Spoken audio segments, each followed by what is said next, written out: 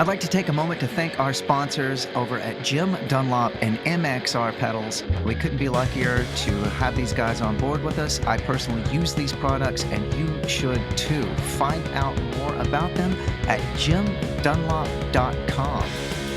Let's get on to the podcast.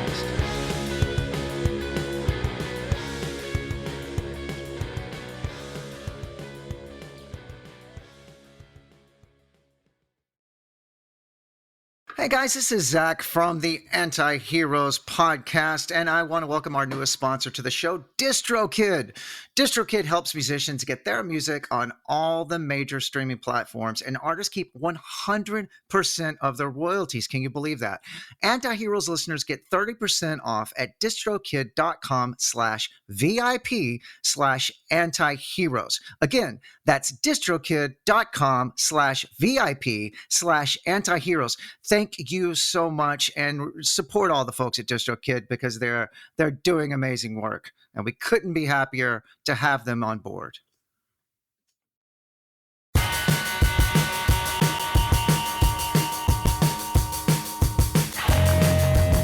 Hey there, folks, and welcome to the Anti-Heroes podcast with your host, Zach Blair. I am Zach Blair. Thank you guys so much for tuning in and listening. I like to talk here at the beginning of these episodes. Sometimes I like to get to know you better. Sometimes I like you to get to know me better. You know, maybe you're coming to this podcast because of the band I'm in. Maybe you're coming because you're a guitar fan. You don't know who I am. And that's actually preferable. But I am Zach Blair. I am a lifelong guitar player and a guitar obsessive. And I have this podcast so I can talk more about guitars than I normally do, which is pretty much all day. It's all I do, folks. It's all I'm interested in. It's all I care about. And what a life it is, man. Welcome. Thank you for tuning in. Today's a great episode. Today is my guest, Sam Coomes from the wonderful band Quasi. You might be saying to me and to yourself, Sam Coomes is a keyboardist. He plays organ, he plays keyboards. He is in a two-piece band called Quasi with Janet Weiss. But Sam is also a guitar player, folks. He's also a bassist. He is a multi-instrumentalist, very talented guy. And we talk a lot about his guitar playing in this. I got introduced to Quasi in 2001, and I remember being just so blown away that they were just a two-piece. And for the most part, what you heard on the record was how they do it. They don't do a lot of multi-tracks, not a lot of, MIDI digital, no digital MIDI instruments. It's just two people making great music. And, at the time I was in Guar, and I knew of like Flat Duo Jets and other two-piece bands, definitely like say Suicide or whatever, but not the way I was hearing it with them. It just sounded like this huge band, and it was just these two folks. And so it always kind of intrigued me, and I always wanted to know more about them, and just became a fan then.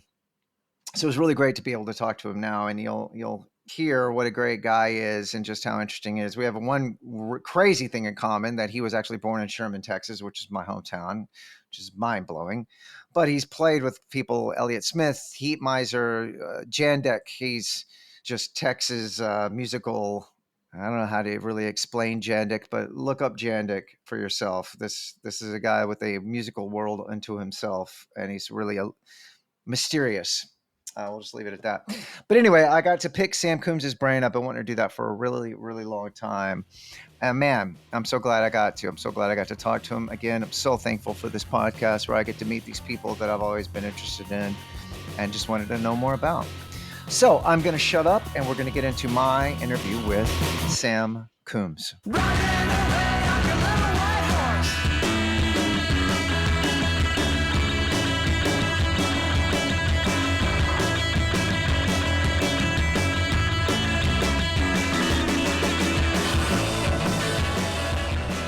How you doing? I'm good. I'm getting ready for another tour, running around, but awesome. Good. You guys have a new record out, correct, Quasi? No, we put a new record out last year, and we did tour around all over for that. But this year we are touring an old album. Oh, okay. Sorry, I'm fucking out of the loop with that. No, it's all right. It's it's interesting. People do this thing where they play one album start to finish, and we're doing that. It's the first time we've ever done that. How is it with that? I mean, I've often thought about doing that with the band I'm in, and it'd be so weird to revisit who you were at that time. You know what I mean? It's really weird. I'm not a nostalgic person, and I feel like nostalgia in a way is like the kiss of death to an artist. You Sure. gotta keep creating. You can't get caught up in looking backwards. So I was actually reluctant to do it, but this album we're doing is definitely the most popular record we did.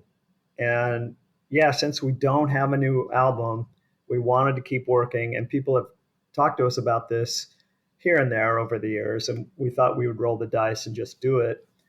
And it turned out, I mean, I really actually had no idea that this record, it's called Featuring Birds, came out in 1998, that it really reached a lot of people, which is really cool. I really just didn't know. To me, this was all just a roll of the dice. We'll see what happens.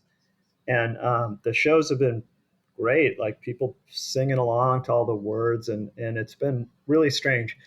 And yeah, revisiting to that time has actually was a challenge for me at the beginning, because it was a very unhappy time in my life. So, Yeah. Yeah. which people, I think it comes through perhaps in other people who, you know, most people have had unhappy periods in their life, and music helps to buoy people up during these times. And so I think maybe that's why the record means something to people. But I'm trying to get into these songs, and I'm just like bummed out.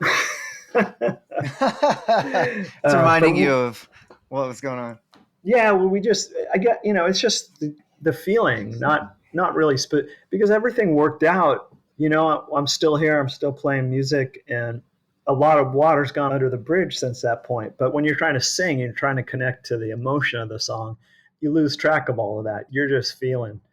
But instead of trying to be really precise in recreating the record, we decided to loosen it up and throw in some things, more improvisation, just a little bit. Right. We still play the record start to finish, and we honor the record, but we got a little less rigid after a kind of a rocky start, where I would come off stage every night just bummed.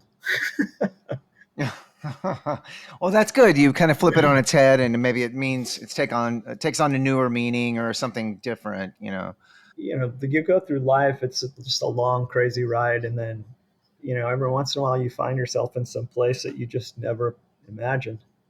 Well, and that's what's interesting about music. It's like it's like a touch, smell. It's a thing that can remind you of where you were at some point, especially you, the writer, writing lyrics, from your heart. It really does, like more so than any of those other heightened sentences. It takes you directly to who you were and what you were going through. I don't know what you were going through, but I know it can't be if you're having this sort of a profound effect on you still after all this time. It couldn't have been great. If I presume to call myself an artist, it's really based on just an intuitive and emotional thing for the most part, because I'm not a technical Sure. wizard or anything. So it really relies on me connecting at that level. And usually it's fine. Usually in a given concert, there's sad songs. We're not the happiest band in the world, but there's some joy, there's some anger, there's a range of emotions that this record has too. But when you're trying to just present an album as a whole, you don't have the option of changing things up. All right, that's a sad song. Let's Right. throw in let's throw in something else. You just do it every night. But Right. it's working out. It's really working out. Younger people are coming to the shows, That's great. who have discovered it. I don't know how. Yeah, it's an interesting thing. Well, I was introduced to you guys on the Sword of God record, I think in 2001. I was in the band Guar, the big shock rock metal monster Yeah. band, and and was so blown away because at the time I knew of like the Flat Duo Jets and other two-piece bands, but not the way you guys did it with an organ or Fender Rhodes and drums, and then there was guitar and bass and stuff. But it sounded, I couldn't believe it was a two-piece, and B, I was so creatively sort of jealous because I was like, they're doing all of this. It's so creative. actualized, and it was just so interesting and original. And I wanted to have something like that. I was like, I want to find a drummer and I want to do something like this. So it's really great to meet you after all this time, because That's I really loved that record and that's everything awesome. since. Thank you so much. Absolutely. And looking you up, you've been a bass player. You've of course been a guitar player. I do want to talk about Jandek at some point. In the set now, I've also noticed in your social media and things, you broke a guitar recently and things. What do you consider yourself first and foremost? Is there any one instrument that you feel like you are more of, or a player of? Sure. I mean, definitely guitar. I'm most comfortable and adept at that. But the first instrument I played actually was just in the school band, and it was trumpet. And I played that from like fourth grade to Wow. eighth grade. And I realized by the eighth grade, I was all in for rock and roll. There's no room for trumpet in my life anymore. But by that time, Right. I didn't realize it at the time, but in retrospect, that was really great training. I really developed my ear and an understanding of how, in a school band, everybody's just playing, there's no chordal instruments. Everybody's playing single notes at a time. So you hear all the different notes of the chords and harmonies all separated. It's really good training for your ear. And, by the time I switched to guitar, I had that. I could already pick out stuff on guitar. I did take a few lessons, but pretty soon the guy giving me lessons was trying to teach me stuff that I didn't want to know. So I dropped it. I was like, I don't need to know like how to play jazz. I just want I'm a rock Right. and roll musician. That's all I care about. But I think I had a basis just with the training of my ear and from band to I now don't play trumpet at all, Right. but that really allowed me to jump into the guitar and get it down pretty quick. Who were your early guys? Who were your early? I mean, really early, where I grew up in the suburbs, there was no punk. I was into like metal and prog, Me and too. yeah, I mean that's normal for young men even now Yeah. in the post-punk world. Yeah. So at first I would just spend a lot of time in my room practicing like lead guitar. That was my kind of my dream. That's sort of like the rock and roll icon. I wanted to be like that. It didn't end up being like that, and I kind of changed my MO after I finally did discover punk. All of these other instruments that you mentioned, I played all of these things because all I ever wanted really and still is just to be in a rock and roll band. So I just did Right. whatever I had to do to make that happen and keep that happening over the years. If that meant changing instruments, whatever. I never wanted to sing. I have to sing, Right. write lyrics. I never wanted to do that. I wanted to be a lead guitarist in like in a prog band, Right. when I first started out. Yeah. And when did you have the idea to pick up keys? Was that just sort of a natural progression for you? Was it like out of necessity because you realized you wanted to do the sort of pared down band? Yeah. When Quasi first started, we had this idea that every show would be different. And we played with different lineups Mm. every time. We played entirely different sets of music every time. And one of the times we had this old keyboard lying around the house and it was just like, let's do keyboard and drums, see what happens. And I think I was also playing the guitar, but we stripped it down to a duo and I wrote a bunch of songs on the keyboard, which I barely could play.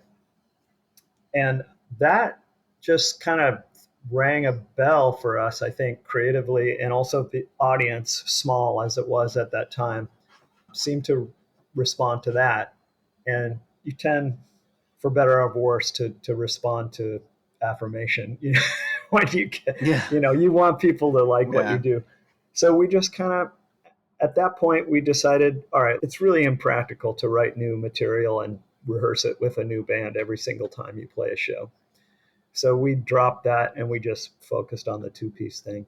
And the keys it Wow. was almost an accident. It just kind of happened and it seemed to work. So we just rolled with it. And at least you have a bass line and a lead line going too as well, That's so, really helpful you for a know. two-piece. Yeah. Yeah. So you got your two band members or your hands, you know. Yeah, it's almost like a trio. Yeah, yeah, exactly. How much of the set would you say a normal set are you playing guitar in a quasi set? Well, it's varied over the years. The last record that we made, Breaking the Balls of History, was strictly keyboard based. Yeah. And the reason we did that is we hadn't made an album in 10 years, and we hadn't done extensive touring in 10 years, just regional shows, one offs, and things. And we just, the landscape had really changed. We didn't really know. We wanted to be as lean and mean as possible. And if I just stick to the keyboards, we can just play continuously through the set, just blast through it. And there's not these lulls where I have to like, all right, I'm going to stand up, pick up the guitar, make sure it's in tune, play a guitar song. The other part of the guitar equation is it, like you said, with the left and the right hand, there's just a bigger range of tone. You get kind of Right. low bass, you get some high treble, and guitar is more balled up kind of in the center. And it was always a little bit of a problem sonically. We'd switch to guitar, and I had, worked out playing the guitar through two amps and cranking up the bass in one of them. And, it wasn't egregious, but it always felt a little bit like a momentum killer switching instruments. Right. But nonetheless, this album from '98 has tons of switches. Like, you don't sequence an Yeah. album thinking about that, right? So No, I'm like no. playing a couple on keyboard. I switch to guitar, back to keyboard, back to guitar. It's back and forth the whole night. And yeah, that album is almost half and half, but maybe a little bit more keyboard than guitar. We have, it varies album to album. Some are really guitar based, and some are like this last one is entirely keyboard based. So early on when you started playing guitar, who were your guys? Who were the guys that kind of got you started, your influences? I really liked like Fripp and No, yeah. and Hendrix. I think maybe Hendrix was the Yeah. first person, when I just started getting my toes wet in rock and roll, just like, whoa. And then I got a little more specialized with these prog people. Um, Yeah. but so I was practicing when I was young, just starting out, like 16. I was just literally just practicing scales and trying to learn how to play complicated stuff. Yeah. But then, by the time I was 18, I had gotten into punk, and it just changed everything. I just kind of, but I have that basis.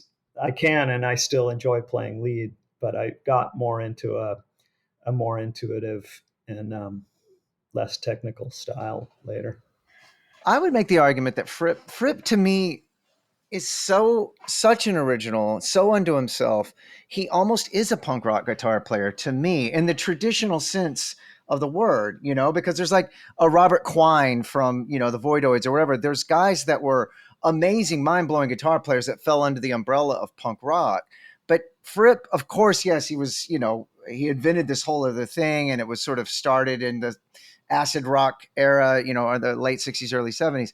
But Jesus Christ, I was listening to him. He played on a Blondie record, and it's so undeniably Robert Fripp every time he plays guitar. I'm endlessly blown away by that human being. Yeah, I mean, because he's so unique, people throw different types of music at him, and he throws different types of music at himself, and Yeah, it still sounds like him, and sometimes it's quite aggressive and harsh, as much as or more than most punk. So, in a way, right. that was a good guy to sort of be into because of the breadth of his work. And he did, toward when I was first started getting into punk, it was a little bit from the artsier side of it. Like when King Crimson basically turned into a new wave band, sort of like Right, a right. punk With prog band. I was like, yeah, discipline and this, things like that. Yeah, right. That really validated, I think, my feelings. And the punk bands that I was into around that time, they actually did have guitar players who were quite good. like Yeah. Deep Boone or Kurt Yeah. Kirkwood, people like that who could play whatever they wanted, but were inspired by the Sure. passion of punk. And that was a little bit my thing. Well, it's such a heartbreaker to me that the era that sort of I came up in, that the band I'm in sort of gets, pigeonholed as a part of the 90s era, the aughts. It did become so homogenized. It did become about like, oh, if you can play a bar chord, you can play a whole set of music. And that's beautiful. Johnny Ramone, sort of paved the way for us all. But it did mean that the actual term of punk rock, where it was like, usually those guys found a weirdo guitar that they just dedicated themselves to and made their own music, their own blues, so to speak, with that instrument. And that spirit was always what I connected with, and not what sort of my peers that I was coming up with were doing. Yeah, of course. I'm a little older, so it first became kind of really this one type of thing, no solos, just playing like fast power chords. And if you didn't do that, you were considered a wuss or or backwards or Right. something, right? But that Right. changed. Those guys all started getting into metal, and it became like, I don't know, this like thrash crossover punk that, and then it was okay to play solos, right? Again, but Yeah. they were not good solos for the most part. They're just like standard metal type solos, sort of. Right.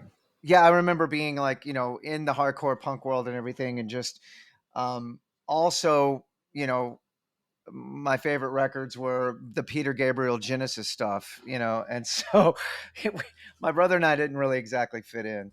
And you can hear that with Quasi. You can hear that there's the punk rock, sort of classic punk rock spirit with you guys, but you really do push yourselves creatively, and you seem like you are a kind of guy that's constantly doing that as well. Sure, yeah. I mean, it's really. I mean, Janet's the same way. She came up through punk, but I think it's interesting working with women musicians and women drummers specifically because they're like my generation of drummers all have this, in those days at least, they all had what I call Neil Peart damage, and they just aspired to that style of playing, which I never wanted that, to play along with. And Yeah. my first serious band also had a woman drummer, and it was just like, great, they don't care about Neil Peart at all. They aren't trying to Yeah. macho their way to the top of the technical drum ladder. They're all about, different things, a more intuitive approach. They respond to what they feel. So Janet comes up from that too, like being a woman coming up through punk rock, and she was never into hardcore at all. And I didn't have to contend with a drummer that was trying to push tempos and and like Show harder, off. faster, Right. anything like that. Yeah. So I think that's really instrumental to our sound too. A drummer that's just open to a broader approach and wasn't just laser focused on technical elements. Right.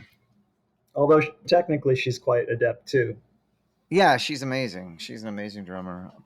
Do you find when writing for Quasi, have there ever been ideas? I'm sure there has, if you being a creative person and a writer, that maybe are beyond scope, that you're like, okay, I can record this, but how am I going to be able to do this live? Do you run into those problems much?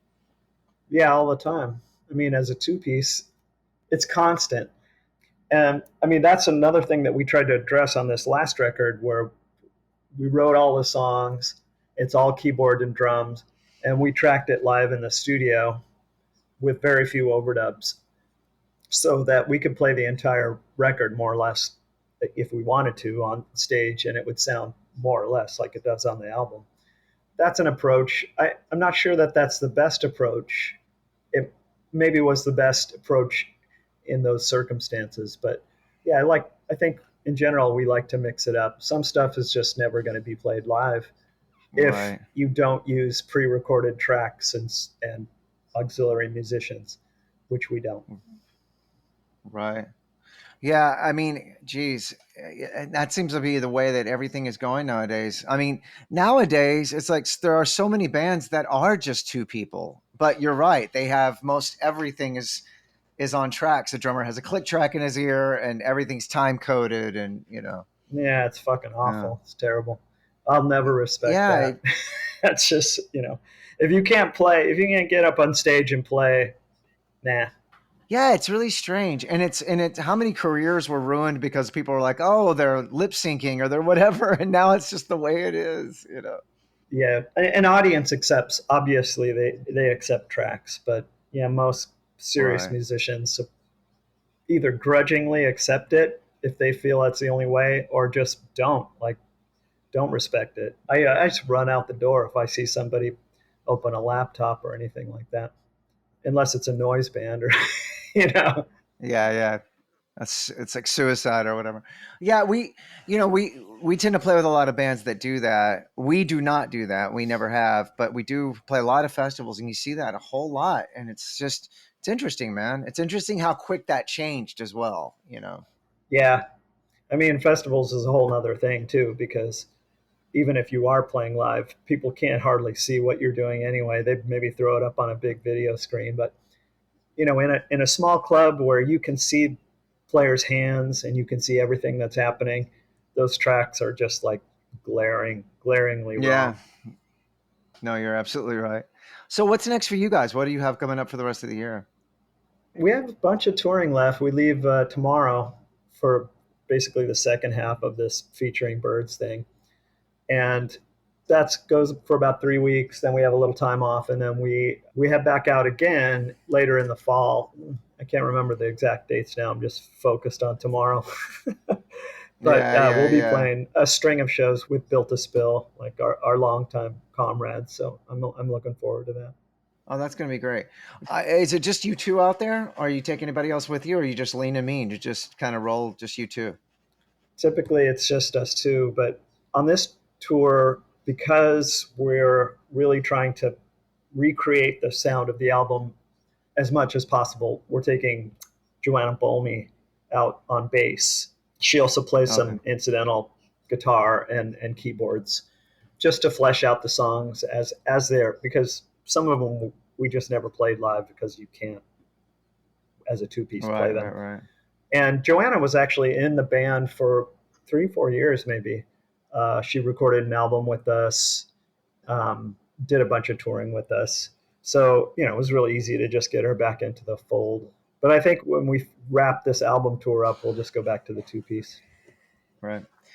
So a little bit more of your past. You played in a later version of Heatmiser. You did play with Jandek. Do you enjoy doing sort of session work, playing in other bands? I mean, all those were before Quasi and all that, but how was that being a guy that's creative and a writer as well? Well, actually, none of that was before Quasi. I joined Heatmiser. Quasi was already a band. Um, Oh, okay, and, okay, and in okay. fact, they were just friends of mine. The bass player left and they had tours scheduled, and they're like, come out and play the bass. And I said, okay. But Right, remember, guys, I have my own band. And they were like, yeah, it's just for a tour. I ended up staying in the band and making an album until the band broke up. right. But Quasi was working that whole time. And Jandek was much later. That was very late period, Jandek. So yeah, I don't really consider it session work at all. I love collaborating and working in all different kinds of contexts. And certainly Heatmiser was no session work. I mean, session work is like basically a specific job for a specific amount of money. But Right. collaboration is, if there's money there, you take it. If not, you're still working together and making music. That's more like what I do. I feel like session work with like our generation has taken on it means something different nowadays because there's no money in music, so people can't afford to pay you. They're just like, That might be true. you know what I mean? They like what you do, Yeah. so they call you in just to hang out and like play. When you do play guitar, what are you playing? What do you like? If we're gonna get nerdy for a sec. Well, I think you saw the little saga of my of the Yeah. on this tour. I decided to take out this Gibson SG that I had, which is kind of like my nice guitar. I have a couple other cheap guitars, And I managed to break it about, I don't know, just like 3, 4 shows into the tour. And I replaced it. Happened to be in Detroit, and I just went to a couple of guitar shops, and I knew I wanted a Fender at that point because they're a lot more roadworthy. I'm not careful when I play, so I knew I wanted a Fender. So I just started playing all these Strats, which was the original guitar that I had when I was a kid, and I really like them. But I ended up getting a Tele because it looked good. It just was sitting there on the shelf, and I was attracted to the looks, and I pulled it down. I played it next to a bunch of Strats, and it really was the best one. It sounded great, just like had higher output, was really bright, and it's got this kind of pickup. They call it, I think, full range humbucker or something like that. Yeah.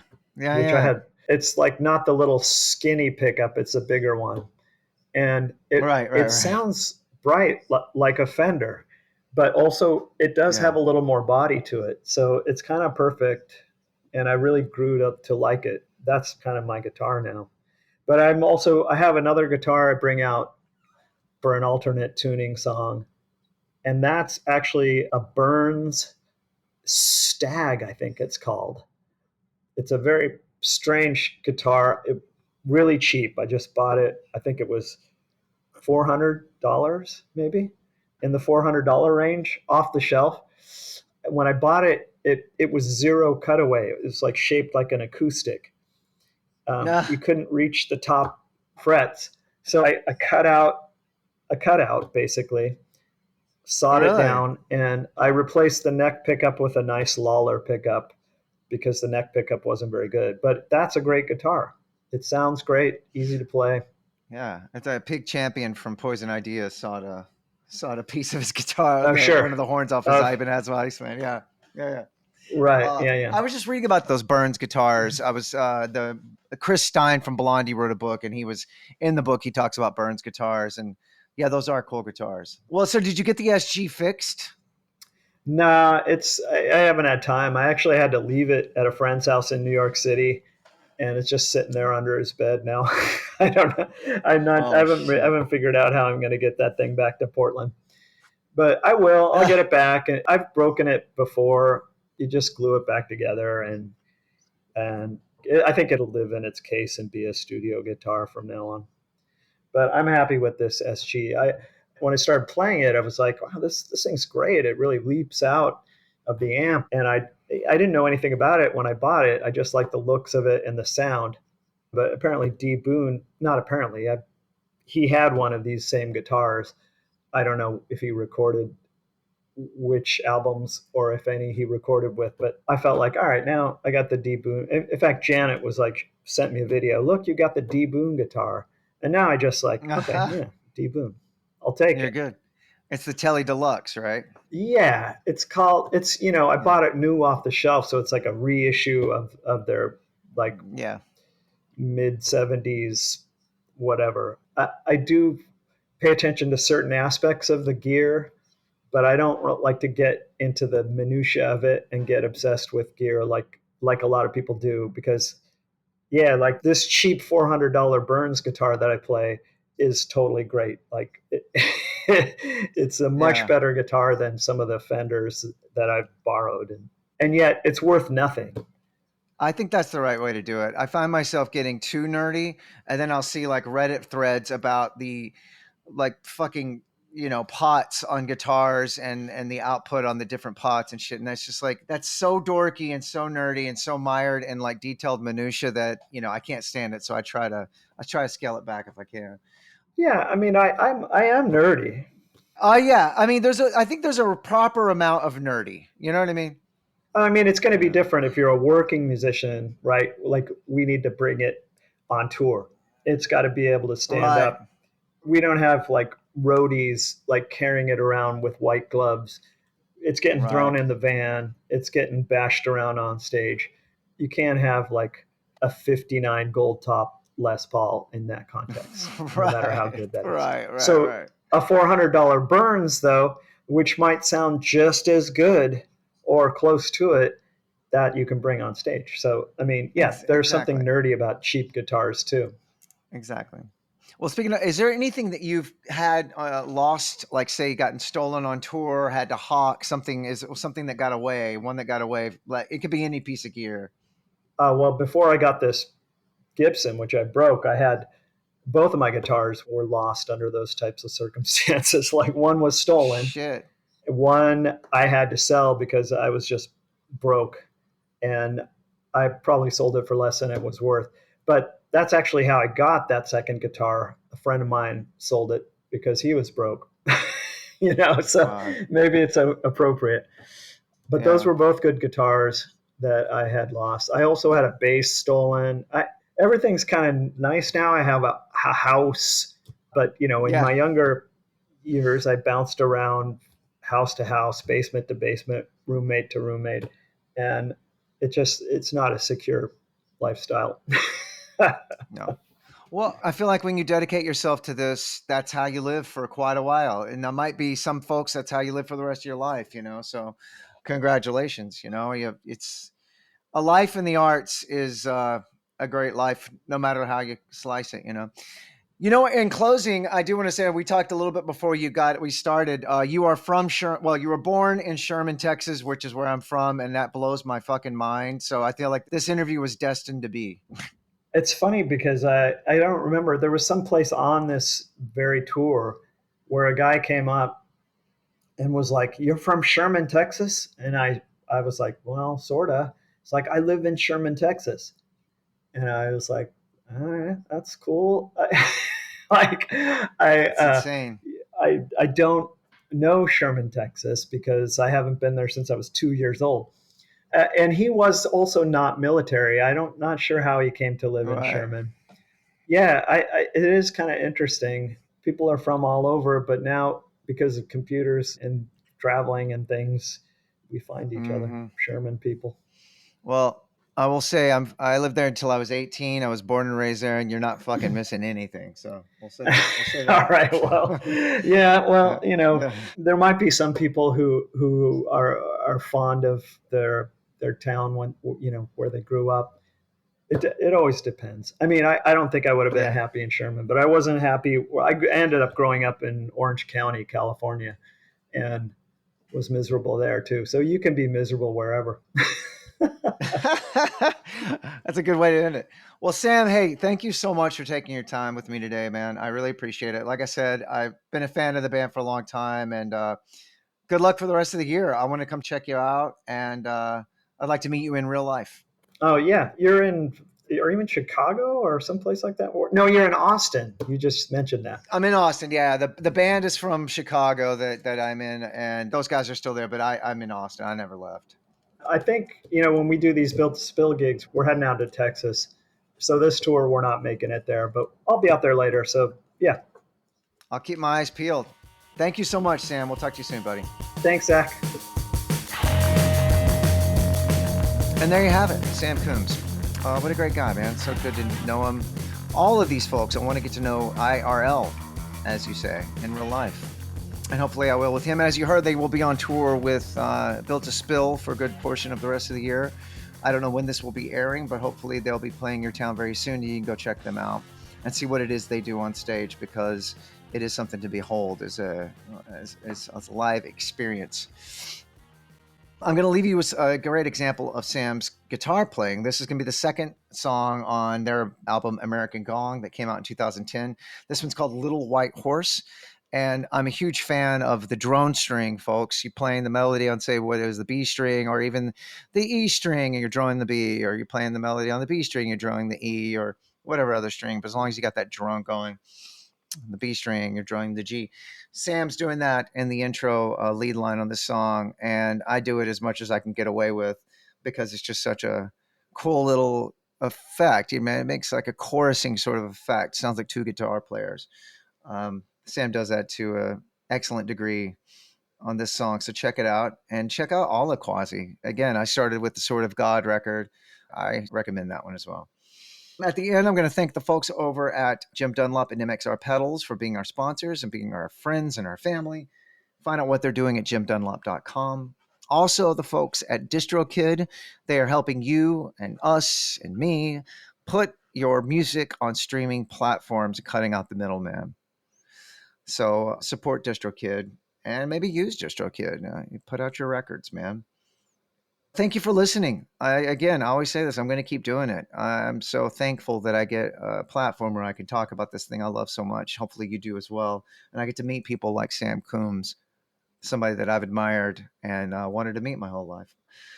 So I've got a great season going. I'm glad you're taking part. I'm glad you're listening. I'm glad you're tuning in. Please keep doing so. I'll keep doing them, and we'll talk to you soon. Running away, I can run away.